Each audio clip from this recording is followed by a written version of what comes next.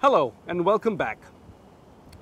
These days, you will, at some point or the other, have to deal with foreign colleagues, clients, or customers. Some of the biggest economies in the world today are China, India, Brazil, Korea, and Japan. And if you want to do businesses with these countries, we have to change the way we think from my way to let me try and understand your way. Cultural differences can play a very big part in business these days. And to help us understand a little bit more about cultural differences, I have with me two very special guests today. The first one is a Singaporean Indian who speaks many languages fluently. He has traveled the world over and is currently the Managing Director Asia for one of the biggest audio technology companies on the planet, Loud Technologies. I have the sheer pleasure in introducing you all to my personal friend, Mr. Davwinder Singh Sheena.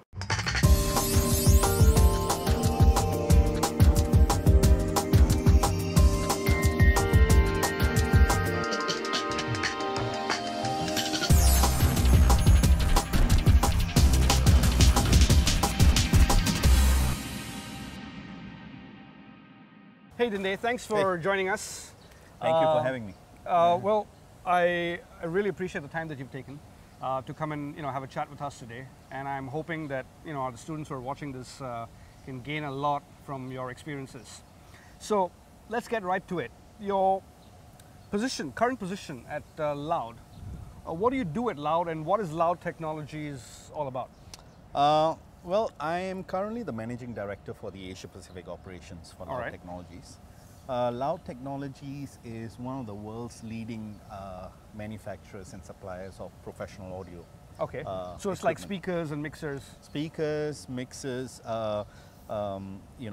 musical instrument amplification, anything to do with regards to the music industry. Okay. From the home studio to large format, theaters, stadiums, big venue concerts. I see.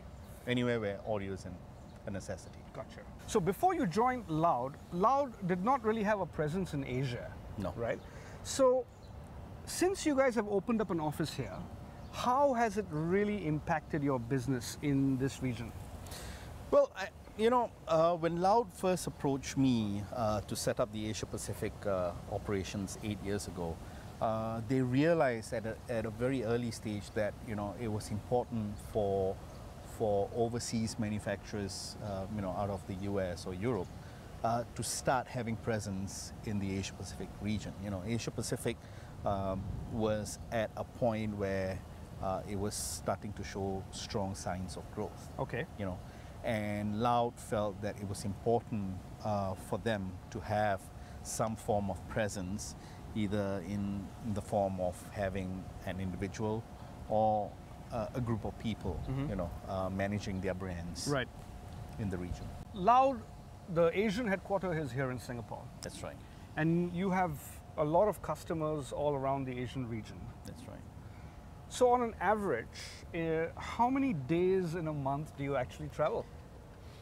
Early days I was probably out literally, I would say 20 days a month. 20 days a month? 20 days a month. I was home mostly on weekends. But over the years, since the business has gone a lot more stronger, there's a lot more processes in place, I'm probably now out about 10 days a month. A lot of people would argue that nowadays, we've got email, we've got Skype and FaceTime, and there are many other ways to communicate with overseas friends and partners. So why is there such a need now to travel? Unlike territories like Europe and the US, I think in Asia, there's still that need to conduct business face to face. Okay. I think our partners value that kind of a relationship more. It could be a simple thing as sharing a meal together. having a cup of coffee and discussing business. It's just culturally, I think, the style of doing business in Asia, that's how it goes. So it's like pretty much like giving respect. Exactly that. Exactly that, showing face. Showing face. It's a term we use in Asia, isn't it? Showing face. Right. So, Davwinder, I mean, you've traveled such a lot. So, what would you say is your definition of culture? Culture can be, seen in a group of people or in an organization. It can come in the forms of beliefs, language, and values.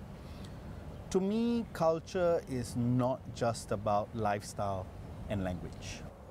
How important would you say is having an awareness of business culture when you're doing business with, clients and customers from around the world? How important is business culture? I think if you are going to be doing business in an area like Asia Pacific, which is just geographically so rich in the different cultures and language and lifestyles, I think it's very, very important for you to take the time, if you are going to visit a particular partner in a particular territory, to understand, to do some homework, to do some groundwork. And if you have friends in those territories, speak with them like the do's and don'ts, in a meeting, the do's and don'ts over a discussion. Right. There are certain things culturally that may not be sensitive in a territory like Indonesia, but may be highly sensitive in a place like Thailand. Right. Let me give you an example. I was, in my early days, I was going to go have a very high-level meeting with one of our partners in Thailand, and started doing some online research, asked a couple of friends, and a very interesting point was highlighted to me. It's like, if you were to speak to a person of Thai origin, be very mindful not to touch them on their head. Oh, really? Yes. Okay. I'm like, wow, they find that insulting. I see. So it's things like this, if you're mindful of, I think, it may not be a spoken form of respect, but it reflects well. I see. It reflects well in how you deal with your partners culturally. Okay. Well, I have to tell you guys a very interesting fact about my friend here. He spent quite a few years living in China, and he was working there. And it was quite surprising because, he was probably one of the few Sikhs to actually work in China. And just so that you know, he speaks fluent Mandarin. That's right. So, Davwinder, having worked in China for how many years was it? Oh, I was there for 6 years. 6 years. Yeah. How would you say that the business culture over there is different from Singapore? When I first got to China, doors weren't really open yet to the foreigners. China was still not in the WTO. It was, the Olympics hadn't been announced yet. So I was one of the very first few foreigners that got into China. And over the years, I've seen this huge transformation on the business culture, the business ethics. How it varies from Singapore is that I think China has been very aggressive in adopting and trying to understand international business, international relationships. China is probably one of the very few countries that also made the effort, the locals made the effort to speak English, So doing business in China 10 years ago as compared to now, big difference, right? Because for me to do business in China in 1997 when I first moved there, no one spoke English, Everyone was still very distrusting. They didn't trust you. You were a foreigner, right? But today, if I go into China and I want to do business in China, open arms. What can we do? How can we make money? Right. How can we improve ourselves? Singapore, on the other hand, culturally has improved itself, but it's always been a safe place to do business. Right. The dynamics of doing business in China, extreme. You know, it can be as bad as bribing people to as safe as that's a handshake, let's do business. Davwinder, from your experience in China, can you share with us perhaps some awkward situation that you found yourself in because you were not aware of the cultural differences between the way Singaporeans do business as opposed to the Chinese? You know, I was lucky that from the onset of moving into China, I had a good mentor who got me up to speed on how meetings and discussions are conducted in a typical Chinese environment. For the Chinese, business doesn't just happen in the offices; it happens over dinner as well, after hours, right? And initially, you know, I thought going to dinner was just to eat food, right? But you mentioned the awkward moment. I did not realize, but early days I was told that when you get served by probably your partner, your business partner, or the boss, when he puts food on your table, that's a sign showing respect, like, I respect your business. Okay. You know? And I didn't know that. So to me, it was like, yeah, great, you know, he's serving me, let's eat, right? But you know, later on, I then found out from my mentor that, look, you know, it's disrespectful when you don't. So that would be my awkward moment, like, I didn't know about that, you know? Right. So yeah, you know, and this just doesn't apply to China. I think it applies to every, like we mentioned earlier, it applies to any territory. There are these subtle cultural differences, and many a times we get put into these awkward moments. But always remember, do it once, don't do it again. Davwinder, you mentioned that you know, this applies to a lot of countries. So I'm going to ask you, I'm going to give you a list of countries, and I'll appreciate it if you can just tell our students about certain things which they should be aware of when they're doing business in those countries. Right. So, United States. Doing business with the Americans, they're very forthcoming, they're very straight to the point. So what I mean by that is, if you're going to go into a meeting with a group of Americans, you have to be prepared. You got to make sure that you are 2 steps ahead and expect the kind of questions they're going to be asked. They may be very aggressive if the point doesn't come across well, but don't take that personally. Germany. The Germans are a bit more emotional when it comes to doing business. You know, classic example is if they are in partnership with you, they are also concerned about your family's well-being, the welfare of the people around you, the welfare of the staff. So, you know, doing business with the Germans, you have to be aware of the people around them. I see. Yeah. Japan. The Japanese are very secretive. They're hard to read. You know, doing business in Japan, many a times it is still in that culture where a lot of the business is conducted through a translator.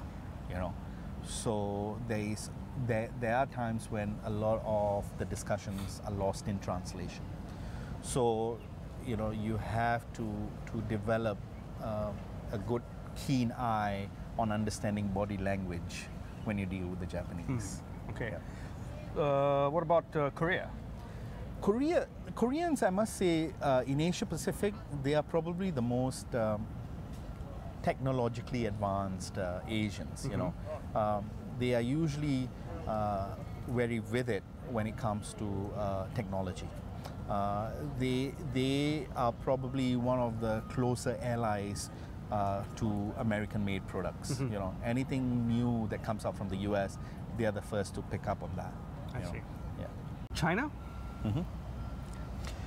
China, you know, the dynamics of doing business in China is still huge.